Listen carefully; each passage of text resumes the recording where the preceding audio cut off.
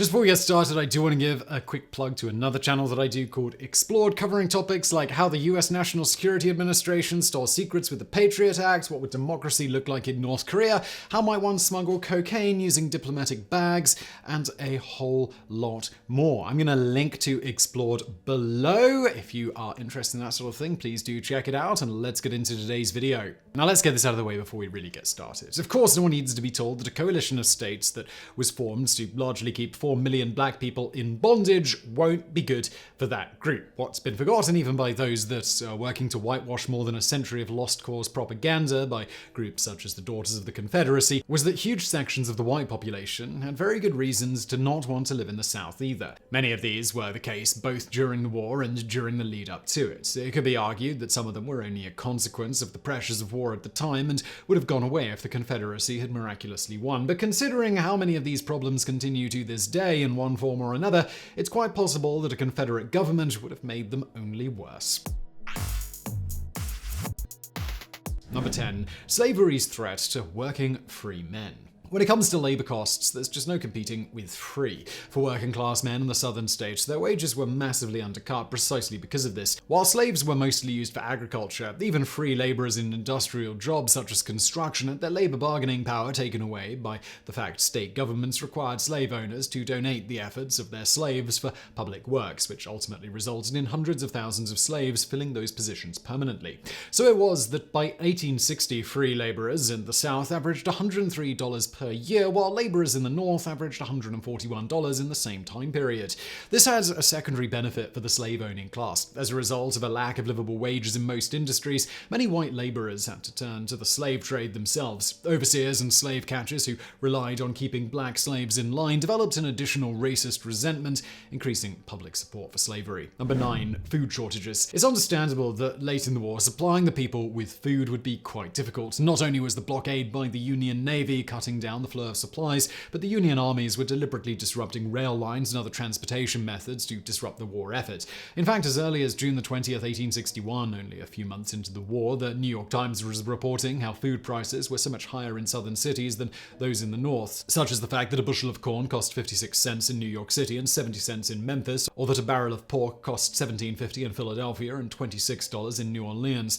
This disparity only got worse as the war went on, especially when the Confederates started mass printing money and hyperinflation set in to the point that there were bread riots, such as in the Confederate capital city of Richmond, Virginia. Initially, the Southerners thought that their agricultural economy would allow their succession to starve the North. In reality, reliance on slave labor had given Southern farm owners less motivation to mechanize, so 2/3 of all farm machinery was used in Union farms, and a much more robust infrastructure allowed for faster distribution before food spoiled. As a result, the Union enjoyed such advantages as 80% of wheat production and nearly as much oat production. Thus did slavery stifle innovation when the Confederacy needed it most. Number 8. Private property confiscation. In August 1861, the Union Congress passed the first Confiscation Act, which was largely a pretext for freeing slaves by seizing them as property. In retaliation, the Confederate Congress passed the Act of Sequestration in the same month, which declared anyone disloyal to the Confederacy could have their property seized by the government. Although this was intended to aid the seizure of Union property, it quickly spiraled out of control because government agents had to rely on local, potentially grievance-driven testimony for who was disloyal. The region that got it the worst from this policy was Eastern Tennessee. This area was strongly pro-Union. It voted against secession more than 2-1, so clashes with the Confederate government were all but inevitable. Many homes were confiscated in this already impoverished region, and the people were so infuriated that on November the 8th, 1861, teams of aggrieved Southerners set fire to 4 vital railroad bridges. Eastern Tennessee was hardly alone, though. By the end of the war, millions of dollars of property in North Carolina were also confiscated, and many of the government's employees seizing the property just didn't keep track of the seizure, leading to large amounts of lost property. Number 7. Suspension of habeas corpus. One of the most common criticisms of Abraham Lincoln's presidency was when he suspended habeas corpus, aka the right to a trial, in April 1861. Much less well known is that the Confederacy did the exact same thing from 1862 to 1863, only they went a step further than Lincoln when they renewed it from 1863 to 1864. Some have argued that this was more a formality, Disloyalty, for the Confederate military arrested thousands of civilians and held them without trial, whether habeas corpus was officially suspended or not. Indeed, the literal day the war started, when Fort Sumter was fired upon, a Florida reporter was arrested for being critical of the action and held indefinitely without trial. As we'll see in other entries in today's video, these were circumstances under which a suspect would desperately want a trial. Number 6. Public education failure. Since much of the South was more rural than the North, and thus children from an early age would be needed for farm work, only roughly 50% of the population went to public schools, compared to about 90% in the North. Massive income inequality, as described in the first entry, exacerbated the problem, as the elites would send their children to private institutions, further cash-starving schools in lightly populated areas. That's not to say that there weren't efforts to work against that. Sarah Hyde's Schooling in the Antebellum South describes how there were concerted and temporarily successful grassroots efforts to expand schooling in Louisiana, Mississippi, and Alabama during the decades leading up to the Civil War. Unfortunately, the efforts were thwarted by economic disasters such as the Panic of 1837. It was an inherent flaw in a society so badly afflicted with income inequality. Number 5. Executed for suspected disloyalty. You wouldn't know it from common portrayals of the war, but 100,000 white soldiers from Confederate states fought for the Union, largely as scouts and anti-guerrilla troops in occupied areas. North Carolina alone provided 10,000. Under circumstances where loyalties were much more divided than we've long been led to believe, paranoia and the descents into extreme cruelty it can bring exploded across many areas in southern states. For example, on the 1st of October 1862, 7 white men in Red River, Texas were hanged for suspected sympathies to the Union. They were actually examples of the Confederates in relatively restrained mode, for at least they were granted a show trial. Soon after, another 14 were executed without even that. By October the 14th, 40 suspected Unionists had been hanged and 2 had been shot dead. The year before, in St. Francis and Pope counties in Arkansas, Unionists were killed or driven from their farms.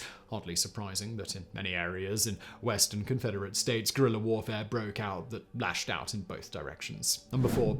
Alcohol prohibition. This may seem relatively petty compared to property seizures and executions, but considering that in the 19th century, Americans drank on average 3 times more than they do now, disrupting the production of alcohol had tangible effects. This was particularly the case for those vulnerable to delirium tremens. And yet Confederate states still passed such draconian laws as when Tennessee banned selling liquor, the most popular drink in America at the time, within 4 miles of any national or Confederate soldier's home. Even that was mild compared to what happened to whiskey and brandy, which were made illegal to distill throughout the entire Confederacy. The official reason was that the corn and other products used were needed to combat food shortages, but in private it was more because the copper used in distillation was needed for artillery. As with the famous Prohibition of the 1920s and 1930s, these alcohol restrictions were massively counterproductive. For example, on March 1, 1862, General John Winder banned liquor sales in general and closed saloons. In response, the provost guards continued getting seemingly as much alcohol as before by forging prescriptions to acquire liquor from apothecaries. A large number of pharmacists were arrested as a result of providing contraband liquor. Number 3. Travel restrictions. On April 12, 1862, the Confederacy began a travel pass system. It required anyone moving between states to have a brown booklet with them. Both sides in the war were rife with spies, and from early on the Southern armies had severe problems with desertion. Although they were primarily used for train passengers, as foot and privately owned vehicular travel were not similarly restricted, a large number of able-bodied men were detained for not having them handy. Of all the restrictions placed on freedoms in the Confederacy, this was the one that went over really badly. The main bone of contention was that the requirement was too reminiscent of the papers that slaves had to have on them when they traveled with their masters. It certainly didn't help that the Union was amazingly lax about travel passes, not even requiring them from people coming from the South until 1863. Number 2. Anti-German sentiment. The abolitionist bounty hunter, Dr. King Schultz, from the 2012 film Django Unchained, is more realistic than he might have seemed. German immigrants to America in the 19th century tended to be the most ardent abolitionists in America, comprising the largest single ethnic group that fought for the Union during the Civil War, while only about 20% as many fought for the Confederacy. For many German immigrants in the South, the consequences of this vocal opposition were deadly. In August 1862, 68 German immigrants from the Hill Country area in Texas struck out for the Mexican border as part of a roundabout way to get to sanctuary in the Union-controlled city of New Orleans. They were intercepted by Confederates under Captain James Duff. In what was subsequently described as a battle or a massacre, 36 immigrants and 12 Confederates were killed, 9 of the immigrants having been killed after they surrendered. The subsequent memorial that was built to mourn the fallen is the only such monument in the southern states written in German. Number 1. Conscription. In April 1862, the Confederacy passed the first Conscription Act of the Civil War, which left all able-bodied men between the ages of 18 and 35 liable for 3 years' service unless they held a job essential to the war effort. From the beginning, this was not a law that was taken lightly. For instance, the same Captain James Duff that oversaw the deaths of all those German immigrants began enforcing the conscription in Hill Country. The methods would include burning down homes and executing 20 people opposed to the draft. Indeed, the draconian enforcement of the draft was a significant factor in those immigrants' attempts to leave Texas in the first place.